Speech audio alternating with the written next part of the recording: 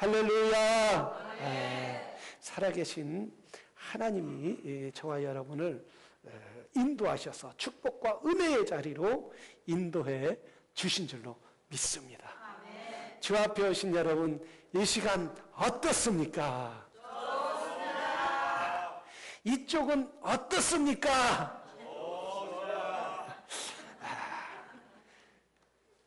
이쪽이 이쪽보다 훨씬 젊은데, 젊은 분들이 이쪽에 훨씬 많은데 목소리는 다 노인같이 연세 드신 많은 분 같아요.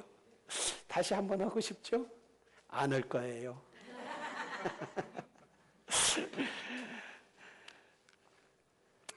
오늘 여러분 좌우 옆에 분에게 오늘 함께 인사 나누시기를 바랍니다. 오늘 제목이 나의 대적, 나의 원수라는 제목으로 은혜를 받겠는데, 좌우 옆에 분에게 복된 자리에 참 잘 오셨습니다. 인사 시간.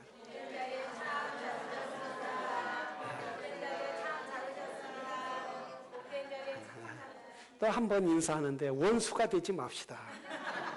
인사하세요. 왜들 안 오세요? 오늘 원수 안 같아요? 네. 그럼 사랑하겠습니다. 인사하세요.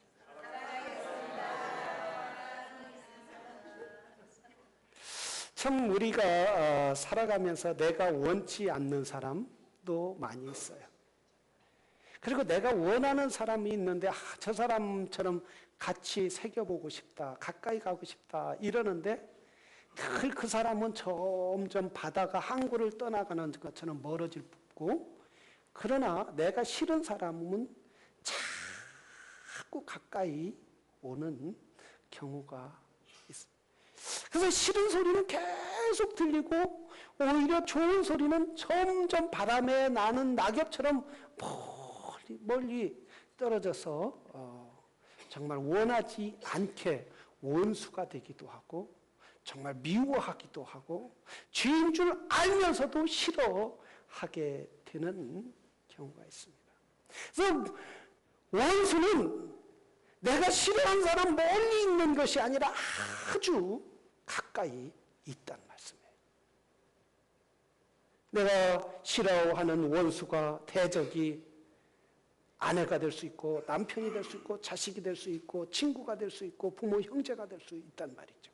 또 여기 있는 성도끼리 원수가 될 수도 있단 말이죠. 한번 옆에 분이 내 원수인가 한번 보세요. 다시 한번. 정말 사랑할 대상인가? 멀리 있는 것이 아니라 아주 가까이 있다는 거예요.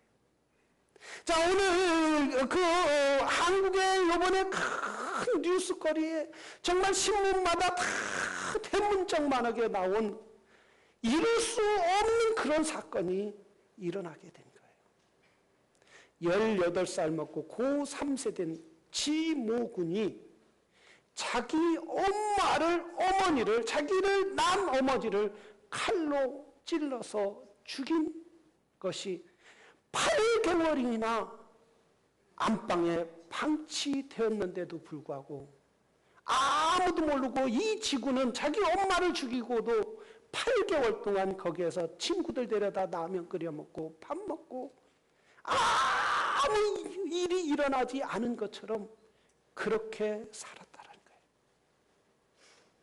여러분, 어떻게 이런 일이 있을 수 있습니까? 자기 어머니를, 자기를 낳고 길러주신 어머니를 이렇게 죽일 수 있었느냐? 그러면서 자기의 친구들을 들여다 자기 집에서 자기 어머니가 뻔히 거기에서 살해된 줄 알면서도 밥을 먹고, 시체가 그 어머니가 그 옆방에 있는 줄 알면서도 친구들과 라면 끓여 먹고, 이런 일을 벌일 수가 있느냐? 멀리 있었던 것이 아니라 아주 가까이에 이런 일이 일어나고 있었다는 거예요. 그런데 물론 이렇게 하게 된 이유도 있지만은, 어머니가 너는 좋은 대학 들어가라, 명문대 들어가라, 명문대. 그래서 공부하고 또 실력이 저조하면 야구 방망이로 40대씩 때리고, 그리고 골프채로 40대씩이나 때리고 이렇게 했던 거예요. 자식은 부모가 미웠고 부모는 자식이 미웠고, 그래서 부모는 뭐라고 해요? 너는 성공해라 성공해라 성공제일주의로 달려갔을 때 서로의 아픔을 가질 수밖에 없었다는 거예요. 그래서 보면 오늘 본문에도 역시 다윗의 원수가 멀리 있었던 것이 아니라 아주 가까이 있었다는 거예요. 1절에 보면 이렇게 말하였어요. 여호와여 내 대적이 어찌 그리 많은지요. 지금 다윗은 성군이에요. 이스라엘을 세운 왕이에요. 이스라엘을 남과 북과 그리고 12지파를 통일한 위대한 왕이란 말이죠. 한국 같으면 세종대왕보다 더 훌륭한 왕이란 말이죠. 그렇게 훌륭한 사람이 대적이 어찌 그리 많은지라고 고백하고 있단 말이에요. 대적이 누굽니까? 지금 다윗의 대적은 압살롬이라는 사람이에요. 이름도 뭐예요? 압살롬이라. 압살롬. 압사해서 죽을 수밖에 없어요. 그런데 셋째 아들인 이 아들이 자기의 동생인 솔로몬에게 왕권이 넘어가고, 자기 아버지가 다윗 왕이 솔로몬에게 왕을 능력 왕권을 넘겨줄 것 같으니까 이가 반란을 했어요. 아버지의 자기 자리를, 왕을 찬탈하기 위해서 자기 부하들과 또한 자기 국민들의 마음을 다 사서 다윗을 죽이려고 모두 전쟁에서 일어났단 말이죠. 지금 옛날엔 조금 전만 해도 왕에게 굽신굽신하고 왕이여 훌륭합니다, 왕의 녹을 먹고 왕의 비서를 하고 왕을 쫓아다녔던 그 수많은 비서들이 하루아침에 마음이 압살롬에게 돌아서서 압살롬이 아버지를 죽이려고 할 때 같이 쫓아서 죽이려고 하고 있단 말이죠. 어떻게 이런 일이 일어날 수가 있느냐는 말이에요. 여러분, 우리 가정에도 얼마나 싫어하는 사람들이 많이 있어요. 내 마음을 아프게 하고 정말 내 마음을 찢어놓고 그런 사람들이 얼마나 많이 있느냐. 그 조금의 이익을 위해서 서로 비난하고 비평하고, 그리고 내 삶의 물질이 원수가 되고, 때로는 내 건강이 원수가 되고, 또는 내 건강이 너무 아침마다 일어날 수 없기에 살 수도 없고 죽을 수도 없고, 건강만 회복한다면 내가 살는데 이 건강이 내 원수다.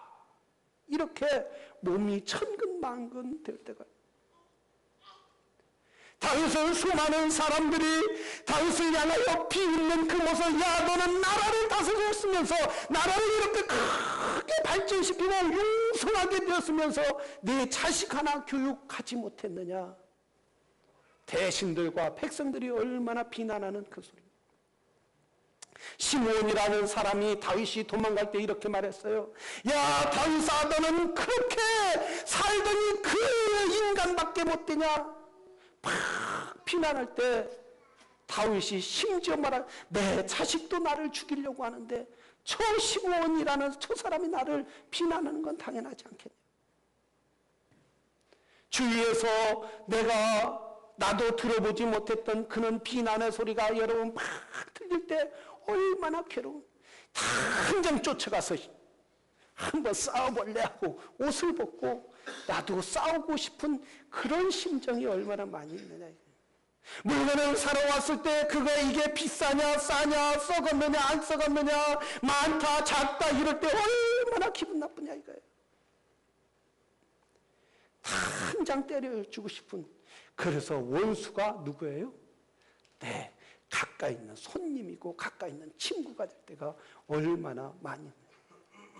하나님께 내가 부르짖고, 하나님 좀 이 문제를 좀 해결해 주십시오 해도 하나님은 뭐 가까이 계신 것이 아니라 전혀 응답하지도 않고, 오히려 내 마음은 점점점 더 절망의 늪으로 빠져들고 사막 한가운데 있는 것처럼 부모도 떠나고 친구도 떠나고, 오히려 친구와 부모와 아는 사람들이 내 비난에, 나를 향하여 비난의 소리만 가득 들릴 때 밤에 잠이 오지 않아 괴로울 때가 얼마나 많아요.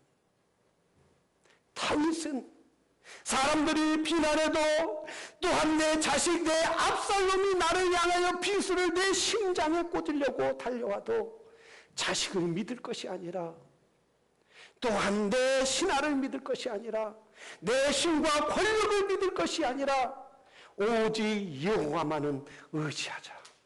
하나님만을 사랑하자.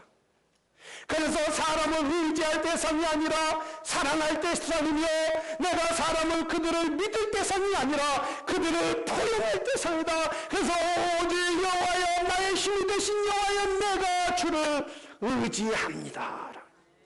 잠언 20장 22절에 이렇게 말하, 너는 악을 갚겠다 말하지 말고 여호와를 기다리라. 그가 너를 구원하시리라. 하나님께서는 다윗에게, 우리들에게, 여러분에게 뭐라고 했습니까? 너에게 악으로 너에게 찾아오는 사람이 있을지라도 네가 악으로 갚으려고 하지 말라는 거예요. 너에게 손해를 끼친 사람이라 할지라도 네가 갚으려고 하지 말라는 거예요. 너에게 아픔을, 상처를 준 사람이라 할지라도 네가 갚으려고 하지 말라는 말씀입니다. 누가 갚겠다는 말씀이에요? 하나님께서 갚겠다라는 말씀입니다. 그래서 누구만 기다리라? 하나님께서는 그때까지 기다리라. 언제까지 기다리냐? 하나님이 인도할 때까지, 하나님이 응답할 때까지, 하나님이 내 대적의 방패가 될 때까지 하나님을 기다리란 말씀이에요. 하나님께서는 성경에 보면 이렇게 말하셨어요. 사랑은 여기 있으니 우리가 하나님을 사랑한 것이 아니요 오직 하나님이 우리를 사랑하라. 우리 죄를 위하여 화목제물로 그 아들 보내셨느니라. 하나님이 우리를 위해서 그의 독생 자신 예수 그리스도를 보냈는데, 하나님과 우리와는 원수가 되었다는 거예요. 왜냐하면 죄가 있었기 때문에 우리가 하나님께 갈 수가 없었다는 거예요. 늘 하나님을 대적했다는 거예요. 목사님, 우리가 하나님을 대적했습니까? 이렇게 얘기했지만 로마서 12장에 보면 뭐라고 했느냐면, 그 마음에 하나님을 두기를 싫어하매라고 했어요. 그 마음에 하나님을 두기를 싫어하는 자체가 뭐라고요? 누구하고 원수라고요? 하나님과 원수라는 거예요. 그래서 하나님과 원수지만 하나님께서는 친히 우리에게 찾아오셨다. 성육신했다는, 인카네이션 하셨다는 거예요. 그래서 그분이 육신을 입고 오셔서 화목제물로 삼아 주셨다는 말씀이에요. 우리는 하나님이 친히 찾아오셨기에 원수된 우리에게 찾아오셨어요. 우리가 하나님을 미워했지만 하나님은 우리를 사랑을 가지고 찾아왔다는 말씀이에요. 그래서 저와 여러분이 오늘 이 자리에 하나님 앞에 온 줄로 믿습니다. 하나님의 사랑 때문에 이 자리에 온 줄로 믿습니다. 그런데 사람들은 원수를 원수같이 생각한단 말이죠. 원수를 여전히 미워하면서 살고 있단 말씀이에요. 그냥 원수는 원수로 끝내자, 이렇게 살아가는 분들이 얼마나 많이 있느냐는 말씀이에요. 그러나 하나님은 뭐라 했어요? 원수까지 사랑하라. 내가 너희를 사랑한 것 같이 너희도 원수를 사랑하라고. 오히려 더 적극적인 믿음, 적극적인 신앙, 적극적인 행동을 하라는 말씀입니다. 나를 싫어하는 사람도 사랑할 줄로 믿습니다. 여러분, 우리는 사랑을 가져야 돼요. 오늘날 성도들이 사랑을 하지 못해요. 사랑을 해도 너무 이기적인 사랑을 한단 말이죠. 사랑에는 치료의 능력이 있어요. 사랑에는 사람을 살리는 역사가 있어요. 사랑에는 죽어가는 사람도 살리는 하나님의 능력이 거기에 있다는 말씀이에요. 제가 일부 시간에 이 간증을 쫙 했는데, 우리 정보경 성도님이 그 사이에 언제 했는지 이 사진을 딱 갖고 왔어요. 오늘 목사님 오늘 일부 예배 설교 말씀할 때 그 아이가 이 아이예요 하면서. 근데 잔 홉킨스 병원에 두 아이가 태어났다고 그래요. 여러분은 몇 개월 만에 이 세상에 태어났어요? 7개월, 7싹둥이야 그건. 7개월이면 7싹둥이, 6개월이면 뭐라고요? 6싹둥이. 그래서 조금 모자른 사람한테 몇 싹둥이라고 그러죠? 팔싹둥이라고. 여기 보니까 팔싹둥이는 아무도 없어요. 근데 이 아이가 아마 6싹둥이 정도 됐나, 6개월 정도 태어나서, 그것도 하나 태어난 게 아니라 둘이 같이 태어났어요. 둘이 태어났는데 그 먼저 태어난 애는 그래도 심장 박동이 뛰어서 인큐베터에 둘을 따로 집어넣는데, 두 번째 태어난 애는 심장이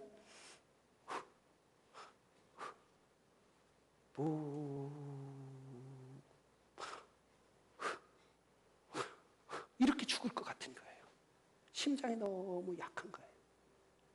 그래서 인큐베터를 각자 냈는데 이제 얘는 죽을 것 같다. 두 번째 태어난 애는. 의사가 그렇게 진단을 하고 엄마한테 얘기했는데 죽을 때까지 인큐베터에 넣으려고 계속했는데 간호원이 그러더라는 거예요.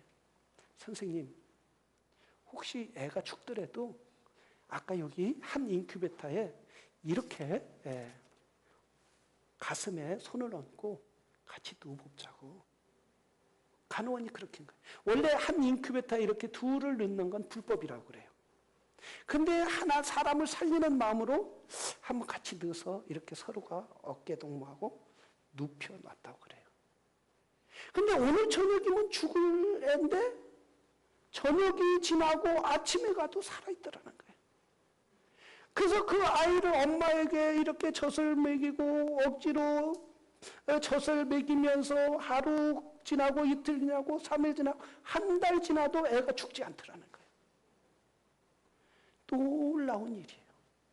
그러니까 혼자 있으면, 혼자 살고 있으면 죽을 수밖에 없었는데 같이 사랑을 나누고 서로 숨결을 나누니까 죽을 사람도 살아나는 역사가 있다라는 거예요. 이 안에 사랑이 있었다는 거예요.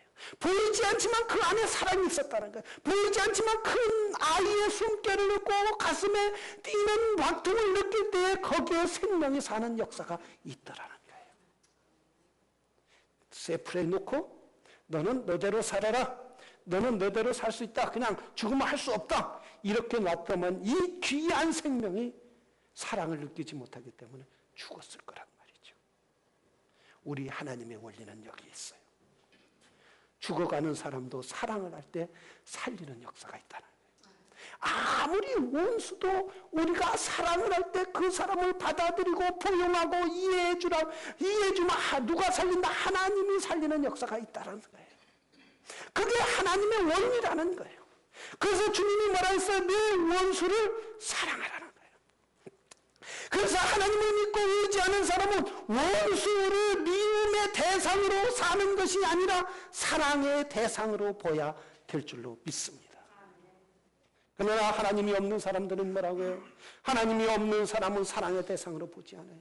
하나님이 없는 사람들은 그저 세상의 원리로 자인의 법칙으로 미워하면 미워할 수밖에 없고 싫어하면 싫어할 수밖에 없다는 거예요. 그러나 사랑하시는 성도 여러분 삶 가운데 원수가 있습니까? 원수가 남편이라고 생각합니까? 아내라고 생각합니까? 자녀라고 생각합니까? 모두 주님의 사랑으로 안아주는 성도들이 되기를 주의 이름으로 축원합니다. 지난주에 우리 교회에서 이 지역에 목사님들 총회가 있었어요. 총회가 있었는데 우리 집사님이 그래요. 목사님, 우리 교회에서 총회했는데 어떻게 했으면 좋겠어요? 그러니까 집사님이 그래요. 목사님, 우리 교회에서 목사님들이 오는데 온 정성을 다해서 음식을 준비하지요. 깔끔하게 교회에서 준비하자는 거예요. 그 많은 목사님들 한 20분이 오는데 그 음식을 어떻게 할 거다. 그런데 하는 거 보니까 뚝딱뚝딱 여기서 저기서 뚝딱뚝딱 하시는데 아마 어떤 집사님은 밤새 일을 하신 분도 있을 거고 또 어떤 집사님은 하루 종일 일한 분도 있을 거고 그렇게 피곤한데도 목사님들을 사랑하고 교회를 사랑하니까 온 정성을 다하여 음식을 대접하니까 목사님들이 얼마나 기뻐하는지 가시면서 뭐라고 하냐면 다음에 또 여기서 합시다. 그래. 사랑이 있으면 기억이 남는 거예요. 사랑이 있으면 다시 오고 싶은 거예요. 사랑이 있으면 다시 만나고 싶은 거예요. 그럴 때 사랑이 있는 집엔 자녀들이 잘 되는 역사가 있을 줄로 믿습니다. 우리 교회가 사랑이 넘칠 때 우리 교회가 부흥의 역사가 넘치는 교회가 될 줄로 믿습니다. 오늘 세일 모임도, 저녁에 세일 모임도 사랑으로 만나야 돼요. 사랑으로. 의무니까 가야지요, 이러는 게 아니라, 주님, 내가 세일을 사랑하니까, 우리 세일 리더를 사랑하고 교회를 사랑하니까 내가 만나기를 원합니다. 이럴 때 기쁨의 모임, 축복의 모임이 되게 될 줄로 믿습니다. 사람들은 잘못된 사랑, 원수를 사랑함으로 말미암아, 사랑하지 않아야 할 사람을 사랑함으로 말미암아 큰 피해를 당하고 큰 아픔을 당하는 경우가 너무나 많이 있다는 말씀이에요. 우리 전 형제는 여기 와 있지만 이 연변에서, 북한에서 이렇게 살던 분이에요. 그래서 저한테 그래요. 목사님도 아니고 목사 이래요. 목사. 지금은 많이 변했어요. 그래서 목사님 그래요. 목사님. 목사는 이거 안 하세요? 아, 이게 뭔데요? 이렇게 안 마시냐고요. 이게 뭐예요? 술 안 하십니까? 그래요. 술이요? 안 치요. 아, 그럼 목사님은 술을 안 넣는 거예요? 그래. 안 넣는 거지 뭐. 목사뿐만 아니라 교회 다니는 사람은 다 술을 안 넣는 거예요. 그러니까 아니, 나 종종 본 사람들은 집사님이라고 하면서 요거 하던데요. 그래서 제가 그래, 그건 다 가짜예요. 가짜.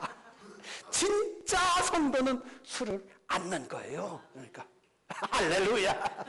그러니까 그렇습니까? 그러시더라고요. 아, 그래요. 늘 교회에 올 때, 또 제 사무실에 올 때 요만큼 이렇게 움직이면서 오는 한 잔 딸딸하게 뭐, 자기는 술을 안 먹고는 살 수가 없다는 거예요. 할아버지는 용술을 먹고, 자기 아버님은 또 웅담술을 먹고, 자기는 깡술을 먹었다는 거예요. 그렇게 사셨는데, 그러면 그러더라. 교회 다니면 술을 안 먹는 거예요. 그럼 저도 안 먹어야 합니까? 그럼 전 형제는 교회 다니는 게 아니에요. 그냥 놀러 다니는 거지. 술 먹으면 놀러 다니는 거예요. 그랬더니, 그래요. 목사님, 제가 조금 발을 교회에 요만큼 띈 것 같은데, 이쪽으로 자꾸 기울 것 같은데, 그럼 완전히 기울으면 끊어야 합니까? 그래. 끊어야죠. 오늘서부터 끊으세요. 그랬더니, 집에 먹던 게 요만한 술이 있는데, 그거 아까워서 오늘은 못 끊겠다는 거예요. 그거 먹고 끊어야겠다는 거예요. 그거 아까워서. 그 다음날 갔어요. 그 다음날 가니까 뭐라고 하냐면, 그 다음날, 그래서 오늘서부터 끊을 거예요. 어제 그래서 요만큼 남은 거 먹고 다 먹었어요. 그러니까. 그래서 요만큼 남았는데 요 정도 남았다는 거예요. 요 정도 남았는데, 이제 그건 내가 술을 끊은 기념으로, 저거 볼 때마다 이제 술을 끊었지 이러려고 남겨놨다는 거예요. 우리 여기 왔는데 한번 박수를 한번 쳐드려요. 그러면서 자기가 혁명이 일어나고 있다는 거예요. 그래서 자기가 아들한테 나 이제 교회 다닌다 이러니까, 아버지 미쳤습니까? 교회 다니는 게 미친 거네. 우리는 다 미친 사람이에요. 우리가 그래서 막 맨날 술 먹고 그러니까 몸도 상하지요. 또 일을 할 때 일도 나가지 않아. 원수가 우리를 지배하니까 원수에 따라 살아가는 거예요. 모든 걸 끊고 우리를 아프게 하는 원수, 물질의 원수, 건강을 망치게 하는 원수는 모두 끊어야 하고, 그러나 영원히 우리가 사랑할 때에 하나님의 사랑이 그 안에 부음받는 역사가 있게 될 줄로 믿습니다. 진정으로 사랑해야 할 대상은 우리가 영혼인 줄로 믿습니다.